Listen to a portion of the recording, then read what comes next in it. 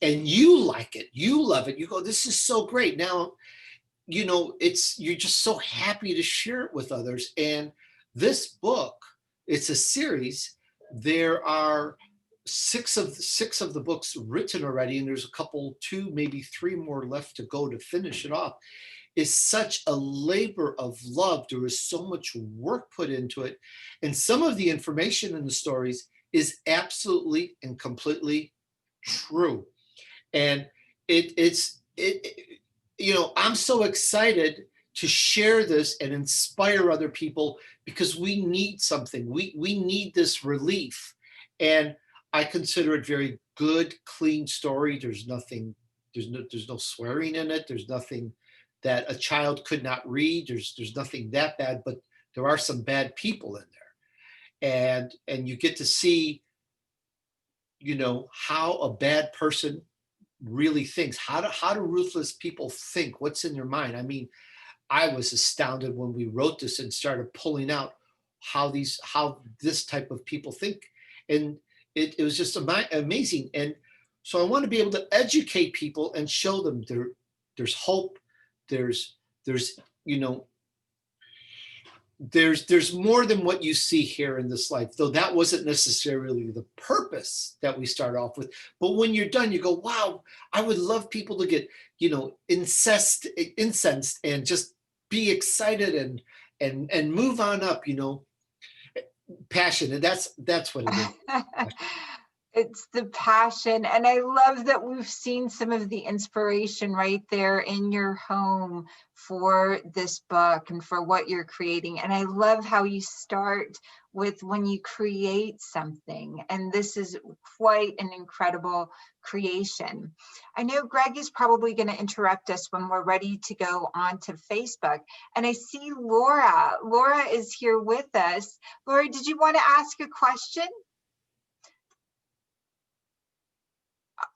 I would love to ask a question. And the first link on your email went to Zoom, but it says you were in another meeting. So I apologize for being late. I was on your Zoom, but it wasn't connected. So when I went to the second link, it connected.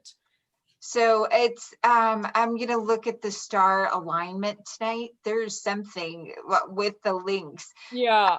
And so I'm so glad. It's making my lights blink too. So when you asked what I had for dinner, I was going to say I had a wild boar from the forest that the Imen didn't get yet. She's been reading my book.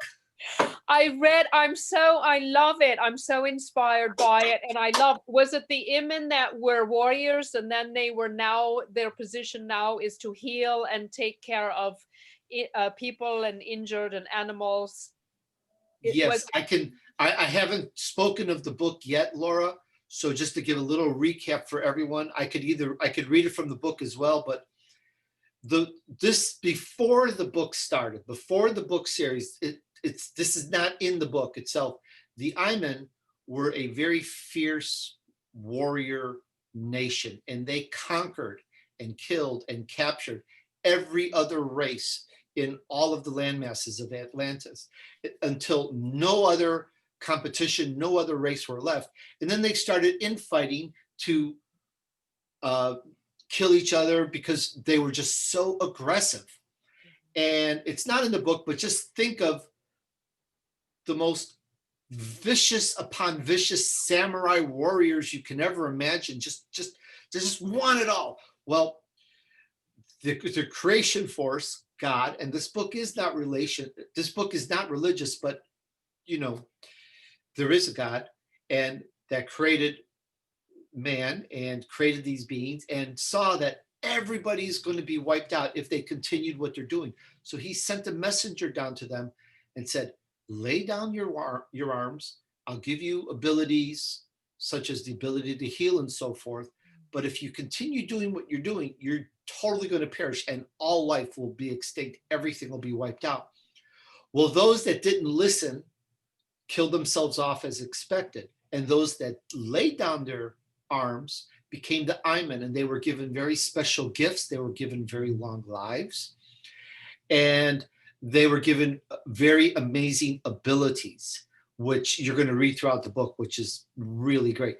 And that is the setting. That's where the story starts. And the Eyvind aren't known about in the world. Nobody knows about them. They're mythical, they're magical, they're a fairy tale, and yet they really exist. And when they are needed, they come on out to take care and heal, whether it's a man, a creature, or bird, a beast, or whatever.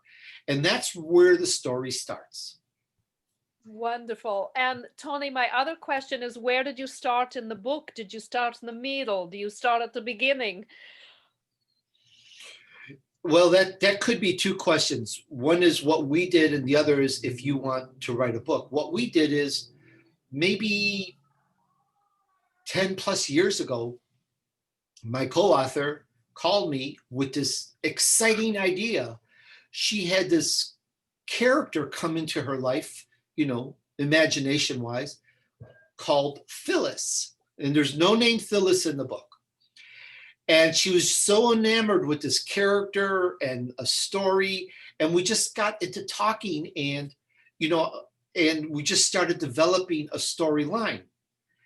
And that person eventually became renamed as Roni. Roni is our heroine in the story. And when you write a story, when you write something, what we did is we wrote out all the personalities and characteristics of every single person. We gave everybody a personality. For example, Eyvind, kind of like, he's got hair spun of gold. I don't have gold hair. He's got deep blue eyes. I don't have blue eyes, but kind of like has some of my qualities. And we started going, who do we know? And gave every person a personality. And that really helped write the book. The more we worked on details of the people, the more the book started to write itself. And the book actually started writing itself. Oh, by the way, Eyvind is an excellent tracker. I am not a tracker, though I like going out in the mountains with my Jeep and stuff. And he's also an expert swordsman, and I've never done that either. But this is what they needed back then. And the time period is the Tolkien Times did a review of the story, and they called it a unique world in the tradition of Tolkien. So it's kind of that kind of a time frame, but this story happens much later after the Lord of the Rings. There's no dragons, of course, because they were all killed before or during the Lord of the Rings. There's no dwarves and so forth, but this happens later on in terms of the time frame. But the key thing is when you work out the personalities for every person, then you can really start putting a book together. And that's what really helped us a lot. That's beautiful. And I have one more question right now. Who is the favorite person you interview for your show of all time? My goodness. I've interviewed so many millionaires and billionaires on my show. Jeff Hoffman, Scott O, the editor of Inc., David Fagan, Kevin Harrington, Shark Tank. David Fagan is one of the guerrilla marketers that was mentored by J. Conrad Levinson, just as a little offshoot here. I've interviewed 4 of his proteges. J. Conrad Levinson is probably, I consider, the most famous marketing person of all. He personified what he advertised. You've all heard of the Marlboro Man, Charlie Tuna, the Jolly Green Giant, the Lonely Maytag Repairman, and so forth. Those are the brainchilds of J. Conrad Levinson. I've interviewed 4 of them. In fact, what day is today? Saturday? Just yesterday, my day's a blur. I interviewed for the second time Shel Horowitz, who wrote Guerrilla Marketing. Forgive me for the title, for Green World. Oh yeah, J. Conrad Levinson is the founder of Guerrilla Marketing. I've interviewed, some of them, come to mind. Wesley Snipes, I interviewed him. The Wishman from, Make-A-Wish Foundation. Oh, Make-A-Wish Foundation. I've interviewed him. Jeff Hoffman, Priceline. I've interviewed so many people. the interviews I remember most are the last ones I've just done. So, but they're all very unique and amazing people for my podcast. I guess that's the commercial break here. You know, and part of the reason I went, which is a separate communication, there's so many good people out there that have learned and have a lot of wisdom, and they've written books, classes, webinars, they have courses, they do lectures, they have audio tapes. But you and I right now cannot read every book. We can't go to every lecture. We can't listen to every webinar. We can't take every class. There's too many of them. There's so much. So what I try to do is curate and bring to everyone, people that are willing to share with advice and wisdom and help us. And there is so much information in these interviews. They're an hour long each. And if just one idea comes to you that changes your life, that makes it better, that helps you scale up your business, helps you create a better life, it would all be worth it. So I try to bring the people to you. And our time is valuable, our time is precious, I get that. So this really helps a lot, and it just worked, and so many people love my show. It's like I've hit 10 million downloads in 5 years, which is pretty cool. That's great. That's so interesting. I'm not sure whose phone is calling or where that's coming from. So all kinds of dings and whistles tonight. I love that you're here with us, Tony. Tony has the #1 show on Voice America. We are celebrating his book launch. Oh my gosh. Which the first book in a series. This one is called Bitten. If I may ask if anyone is not speaking, to mute your microphone so that any of your email or other notifications don't ding and bing. That's cool. That's so yeah, the first book is Bitten because, if I may say, once the powers that be recognize that there are really Eyvind and who they are and what they can do, and that they can change things into gold, as amongst other things, it's like they want one.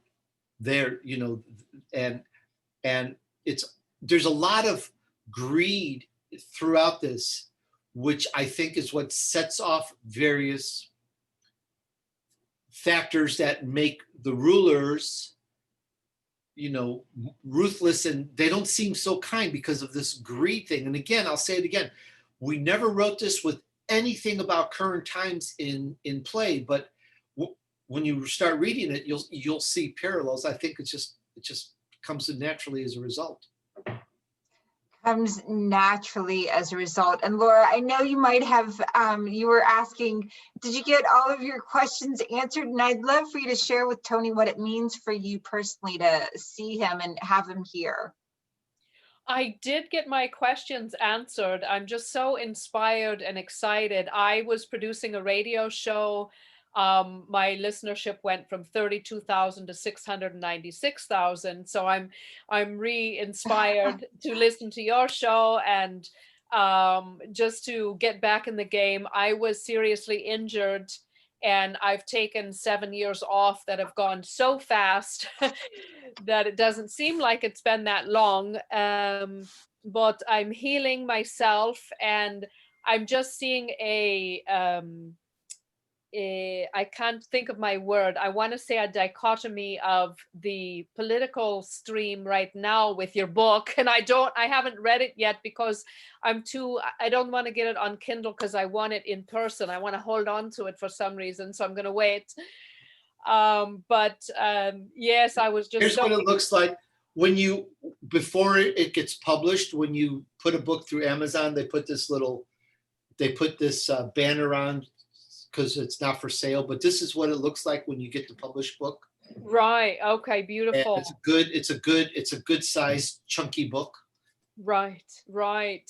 It was just resonating with me too, because I'm working, Dr. Sarah and I are working together on my business. I'm looking to create a healing center for brain and spinal cord injury. And before the injury, I was working with a sound healer to open a healing center.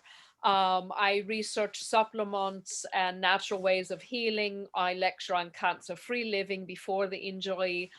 And your book is talking about, you know, these warriors who are killing others and devastating probably land and people for acquisition. And what we're creating now, I'm not so much thinking from my brain, but more from my heart. I'm realizing, I mean, that works better. So the same with your book, thinking more of the heart and what that connects with, which is the planet and the ethereal, and just healing on that realm instead of the mind, which computes things that we're doing in the physical.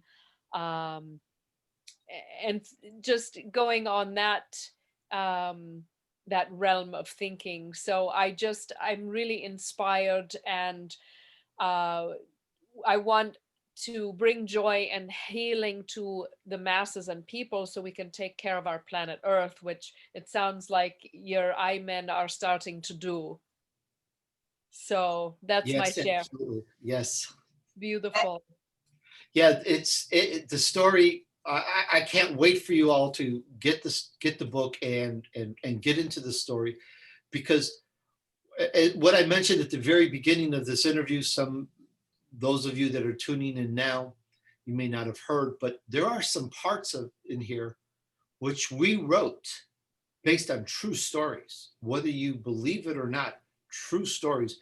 You know, we have in the book, early on in the book, I don't think it's a spoiler alert too much, but we have an Eyvind helping someone to see who had an eye injury. Well, that is a real story. And, you know, I'm not the one who told the story, so I might butcher it a little bit, but it was a very close relative to someone that I know who had a bad eye and injured, and in a campfire injured the other eye and was now blind in both eyes. True story, blind in both eyes. And this, forgive me for the time period, I want to say this was in the 40s or 50s. And that person just went running out into the wild, freaked out that he's now blind, completely blind in both eyes. One from an accident as a child, and now from this accident at a campfire where a hot pan that was passed around seared his eye, and now he was totally blind. And the true story part, what this person did was he calmed down enough and got help to go to a bus stop, to go to the hospital, because he didn't know what to do. And while waiting for the bus, a stranger came to him. True story. And once the stranger found out why the person was crying and so miserable, the stranger put a poultice on each eye and told the person to just remain there for a couple minutes. And after a couple minutes, the person opened his eyes and he was able to see out of both eyes perfectly. The eye that was seared, and then the eye that was damaged when he was a child, and the stranger was nowhere around. There's a true story, and we took that part of the story and we wrote that into what the Eyvind can do. And that's why I said early in this book, there are parts in this book that are completely true. Wow, that's wonderful. How did you get the name Eyvind? You know, that's a great question. I have to think about that one for a while, because we created that book, we created that name such a long time ago. I think we just we asked and we thought, and we like, who are we going to call? Who are these mythical, magical beings? And I know it may seem weird, but it's just something about, you know, a special type of a man, you know, or men. And this word Eyvind just kind of came to us. I'm not sure if it came to her or me, but when you're writing a book and you're coming up with ideas and inspiration, things will just pop up. There's things we wrote in the book that we don't even know how. It's just when you get into the inspiration and you're zoned in, things just come up and then they fit. You know, a couple of the people, we've had to rechange all the names. We gave the Imen more, let's say, more Asian names like Roni, Suki, Kenji, Mira. We gave the Carronites the more Aryan look, you know, the gold hair, the blue eyes, you know, that more look. We gave the Carthenians the more, a different look. We started creating the race of people. And there's the Bodonians too that we don't get into, but we created 3 races of people based on that. So you just kind of get into it. And after a while, you don't even remember how it came about, but the Imen just fits so perfect. And what's really interesting, in real life, 10 years later, 15 years later from the start of the first book or whatever, we find different parts of the world that used to be called Aman. And it's like, we didn't know that back then. You know, we didn't come up with that. So it's just kind of, it's just amazing. Like I say, there's not many, some of what we wrote doesn't have parallels to what's real, but it just seems that you would think that there is. I know it sounds funny. I love the question. And if I may, just again, speaking lots of languages, Imen means trust, depending on the pronunciation. So trust of the Atlantis, which is, if translated out, and I can't wait to read the story. I know a little bit later you're going to read part of the book. Read a little bit to us, which is so fantastic. There's the cover, and I know today it launched on Amazon. We'll have links wherever we're sharing this, where you can find this. And Tony, how do people find you? You can find me easiest at Tony DUrso.com. You'll see it on the little, if my name tag shows up here, Tony DUrso.com. You can get my email from there. You can listen to podcasts from there. You can find a link to click to get to the book. The link will take you to Amazon from there. And you can find my baby picture. And you can find my diploma. Can you see that in the picture? That's my diploma. That's I graduated. Awesome. I graduated summa cum laude from Laverne University. That is straight 4.0 GPA, straight A's in everything, finance, the intro accounting, all the mathematics. Oh, you know, all that stuff. So, but I really apply myself, and that's just the only difference between getting an A or getting whatever, is just applying yourself. And maybe that's what I was taught when I was a kid. But when I wrote this book, when we put it together, that's where some of this came, because we just really applied ourselves to come up with, the story.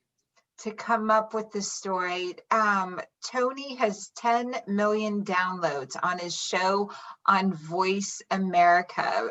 It's the #1 talk show, which is so extraordinary. He's an Amazon bestseller as well, and he's helped millions of entrepreneurs. It's really extraordinary. It's so fun to listen to your show, and in the preparation of this show, I love that there's a baby picture on your website. There's so many shows. So far, we've covered a little bit about your book, a little bit about your history. We've taken questions, and anyone else that wants to ask a question, we're going to make sure that they raise your hand or come on into the chat and let us know that you're ready to ask a question.